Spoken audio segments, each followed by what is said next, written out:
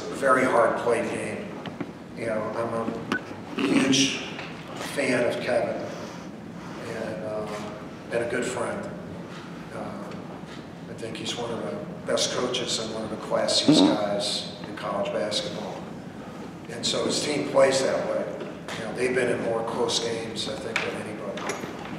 And I don't know, are they 2-5 now? I mean, they could be 5-2 real easy. And so we knew we were going to play a really good team. And those three kids are really, they can play with any three guys. Because Seaburn's a pro, you know, like he's a very unusual player, unusually good player, and that he impacts every phase of the game. And scoring, rebounding, assisting, and playing defense. Very difficult to guard. I thought we did a decent job on him. In Smith, you have, I call him a microwave. I think I haven't seen everybody in the league, but from the teams I've seen, there's not another guy like him, where he can just boom, boom, boom points. And every time he gets it, he scares you, because he's good. And Helms is the old ACC pro. You know, he's just solid. And so they're good, and I thought overall we did a good job defensively on them. Our big guys were terrific. You know, Mark almost had a triple-double. And Theo really contributed, especially in that first half where we got a little bit of a lead. But we got 29 points and 12 rebounds and 9 blocks from our bigs. Okay, let's get that every game. But what happened, because when our bigs were helping, when there was a missed shot, they weren't able to block out the big because they were helping the perimeter, and our perimeter did not come down. So the weak point of our game was the offensive rebounds against us. However,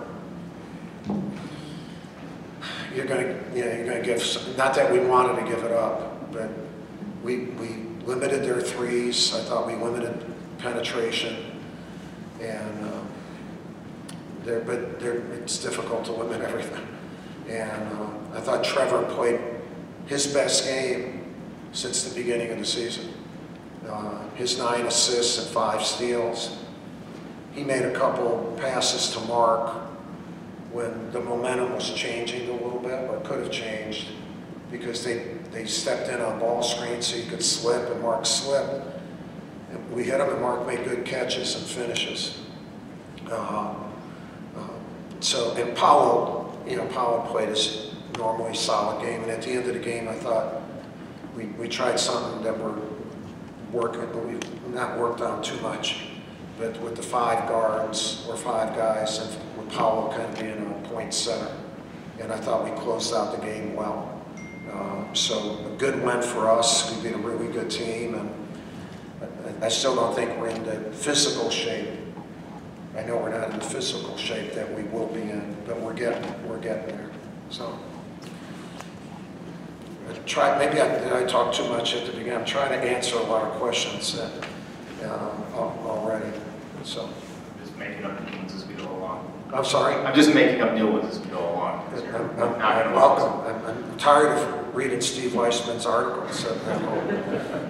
Not that they're not good, but just even you can get too much of a good thing.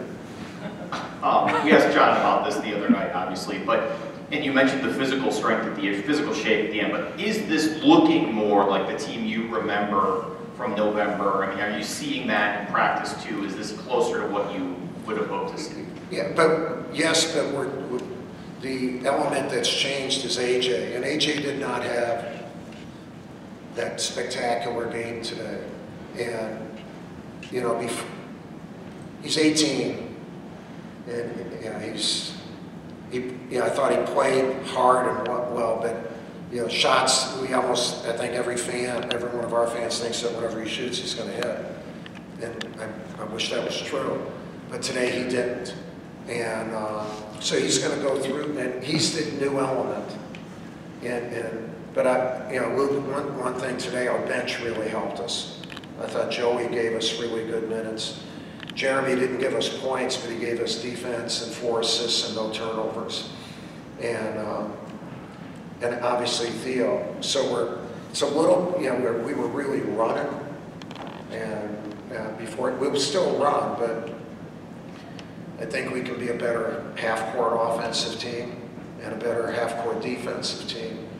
And so we're changing a little bit of that identity while we're getting better. We've seen Trevor have his share of success attacking the basket and scoring, but his patient play and pace also stood out today and has at times this season. So what stood out to you about the way he initiated the offense today in terms of pace? Yeah, well, with the starting lineup we have, he ends up being a point guard at times, which with the other group, he was kind of never that unless we just wanted to put him in a ball screen. And so he's a very smart player, and he's strong with the ball. So he can get it, like, he can get in certain positions and make passes because of his strength. And he's had a really good week of practice. I think he's getting sharper. And he had a terrific game for us tonight. And that would take off some of the load of Wendell. Wendell's not back to where he was before this. Where he's got 1 assist and 4 turnovers. He used to have 6 assists and 2. And so we put a lot on him, and maybe we can take a little bit off while where he's not playing so tired. To your front court as an NBA front court, and one of the stories surrounding NC State this year is the impact of Manny Bates' season-ending injury. With all that in mind, how would you assess the performance tonight of State's 2 young 5-hole guys in E.B. Dewana and Jalen Gibson? Well, Dewana had, I think, his best game. And he had 3 dunks. I mean, we came over and helped. And usually a young kid might stand and watch. And he was like a jet. I mean, those were 3 big-time plays. Boom, boom, boom. And so, to me, it shows that he has really good potential. He set great screens and rolled. And I think they have something in that. And one of their, Ross, I think, was hurt, who can also, he's a good player. He's a young player. I think they're a good team. I think they're really a good team. And a lot of teams losing close games would lose heart or would kind of splinter a little bit. To me, they're a together group. They play hard. And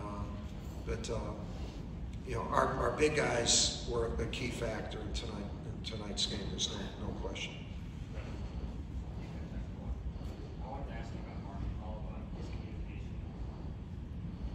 Don't they teach you that in journalism school? I wanted to ask you about... It's the Mike class, Yeah. You never supposed to give it up. I wanted to ask you about his communication and how paramount that was to everything defensively for you guys, and how has he improved in that area, maybe since the start? Yeah, he was... The layoff really impacted him a lot. But also, Sewell and Emil were out. They do an amazing job with the big guys. So this week, they had a week of work. Last night, we had a team meeting at 8, but they were in at 7, working. They were in early today, working. And so they're putting in the extra work. And Chris Carrawell is going to be a gem of a head coach at some time. And he's a gem of an associate head coach. And we've been gifted with Emil. And he's been able to coach because Sewell was out for 3 weeks with a knee replacement. And then I'm out, And we got to keep getting people not out, but it's given him a chance to have an impact on the team. You've had some great battles with NC State through the years, especially in the 80s when your friend Jim Delmano was there. Right. I think the matchups you've had with Kevin Keats in the last few years have been as memorable as any of those. What about his coaching style makes NC State difficult to play, or what about his philosophy makes it difficult to play? Yeah, look, I can't tell you how much I think of him. You know, during the last 2 years with ACC coaches meetings and phone calls and whatever, he and I have developed a great friendship, and I think he's going to be one of the leaders as we get rid of the old guys here, and he's going to be one of the leaders. I hope he expresses his voice, because he understands what's good for the game, and I think his guys love him, you know, and they play hard. I mean, the teams he had at Wilmington, you know, were unbelievable. So, Bob, I really think the world of him, and I'll pull for him, you know, because he's a very genuine guy. He's a really genuine guy. Not that other guys in our league are not. When I say that, one of my daughters, the other two, said, oh, "No, you're genuine too." I'm just talking about Debbie right now. Couple more, we're going to Aaron. Since we didn't see you in Winston-Salem Wednesday, kind of what were the last few days like, and how are you feeling? Yeah, I'm doing well now. I had 2 really difficult days. We did all of our changes on Monday. We actually had a 7 o'clock morning, not practice, but an hour and 15-minute meeting and a kind of come to Jesus type of thing on how we were going to change and all that. And then we had a really good practice that afternoon. And that night, I don't know, something hit me, and I thought I had COVID, even though I've been boosted and everything. And I had so many of those symptoms, and I really I had no energy at all, and just fatigued, and I couldn't keep my eyes open. And so I came in the next day, and we were, you know, and I said, something's wrong. And so they sent me home. And then I tried to go to Winston-Salem. And then the doc said, you know, you're an idiot. You know, just, and I appreciate them telling me, not that they shouldn't have said I was an idiot, but I appreciate, by the way, now that they did say it, I gotta change that, but I appreciated their candor. And a lot of times in my position, people don't tell me what to do when I should be told what to do.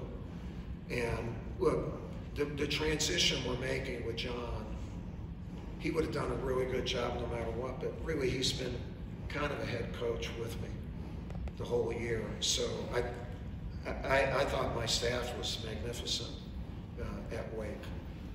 But I'm good now, just fatigued. But I had 2 like really bad days, and no COVID, you know. And I've been tested every day, including today. You know, just I do a rapid, because I had those symptoms. Sometimes you can have something and not be tested positive, but a couple days later get it. So I've been doing the rapid and the PCR for the last 3 days, and you know, they've all been negative. So. Hey, Coach. You mentioned earlier Theo's performance.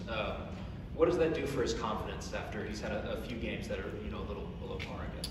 Yeah, I think it does a world of good, and it gives us what we had hoped to have all season long when Mark was out, to have a veteran center, a veteran 5-man in there. And I think today he was looking just to compete, and it just came to him.